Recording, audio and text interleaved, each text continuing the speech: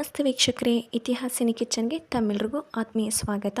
ಇವತ್ತಿನ ಈ ವಿಡಿಯೋದಲ್ಲಿ ನಾನು ನಿಮಗೆ ಯಾವುದೇ ಸೋಪ್ ಮೌಲ್ಡ್ನ ಯೂಸ್ ಮಾಡದೆ ಸ್ಕಿನ್ ಗ್ಲೋ ಆಗಿ ಕಾಣೋದಕ್ಕೆ ಮನೆಯಲ್ಲೇ ನ್ಯಾಚುರಲ್ ಆಗಿ ಹೇಗೆ ಸೋಪ್ ಮಾಡ್ಕೋಬೋದು ಅನ್ನೋದನ್ನ ತಿಳಿಸ್ಕೊಡ್ತಾ ಇದ್ದೀನಿ. ಸೋಪ್ ಮಾಡೋದಕ್ಕೆ ನಾನು ಒಂದು ಅಲೋವೆರಾ, ಮನೆಯಲ್ಲೇ ಮಾಡ್ಕೊಂಡಂಥ ಚಾರ್ಕೋಲ್ ಪೌಡರ್, ಮನೆಯಲ್ಲೇ ಮಾಡಿದಂಥ ಟರ್ಮರಿಕ್ ಪೌಡರ್,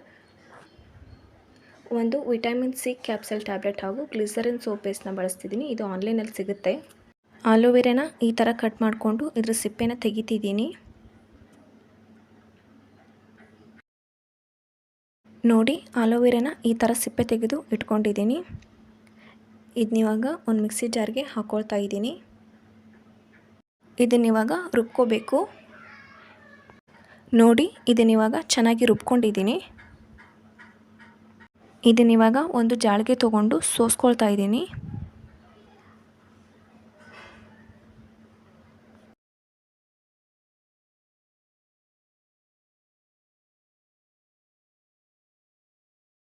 ನೋಡಿ, ಇವಾಗ ಆಲೋವೆರಾ ಜೆಲ್ ರೆಡಿಯಾಗಿದೆ.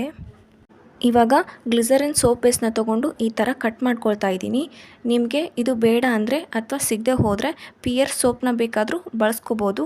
ಅದರಲ್ಲೂ ಕೂಡ 99.5% ಗ್ಲಿಸರಿನ್ ಇದೆ.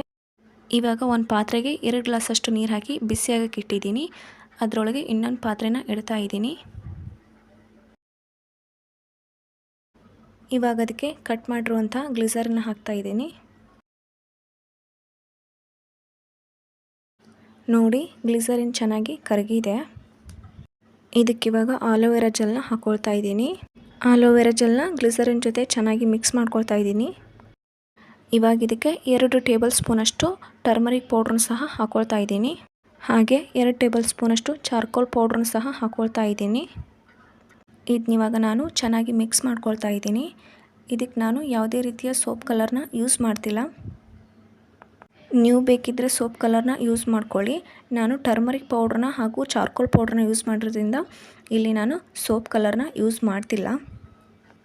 ಇದಕ್ಕಿವಾಗ ನಾನು ವಿಟಮಿನ್ ಸಿ ಕ್ಯಾಪ್ಸಲ್ ಟ್ಯಾಬ್ಲೆಟ್ನ ಹಾಕ್ತಿದ್ದೀನಿ. ಇವಾಗ ಮತ್ತೆ ಮಿಕ್ಸ್ ಮಾಡ್ಕೊಳ್ತಾ ಇದ್ದೀನಿ. ಇವಾಗ ಸೋಪ್ ರೆಡಿಯಾಗಿದೆ. ವೇಸ್ಟ್ ಆಗಿರೋ ಪ್ಲಾಸ್ಟಿಕ್ ಬಾಟ್ಲನ್ನ ಈ ಥರ ಕಟ್ ಮಾಡ್ಕೊಂಡು ತಗೊಂಡಿದ್ದೀನಿ. ಇದಕ್ಕಿವಾಗ ಎಣ್ಣೆನ ಹಚ್ಕೊಳ್ತಾ ಇದ್ದೀನಿ. ನೀಟಾಗಿ ಎಲ್ಲ ಕಡೆನೂ ಅಪ್ಲೈ ಮಾಡ್ಕೋಬೇಕು. ಇವಾಗ ಇದಕ್ಕೆ ಮಾಡಿಟ್ಟಿರೋ ಸೋಪ್ನ ಹಾಕ್ತಿದ್ದೀನಿ.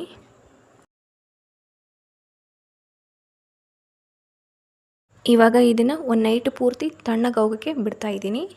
ಇವಾಗ ಇದು ತಣ್ಣಗಾಗಿದೆ. ನೋಡಿದ್ರಲ್ಲ ಫ್ರೆಂಡ್ಸ್, ಎಷ್ಟು ಚೆನ್ನಾಗಿ ಬಂದಿದೆ ಅಂತ. ನೀವು ಕೂಡ ಮನೇಲಿ ಒಂದು ಸಲ ಟ್ರೈ ಮಾಡಿ ನೋಡಿ.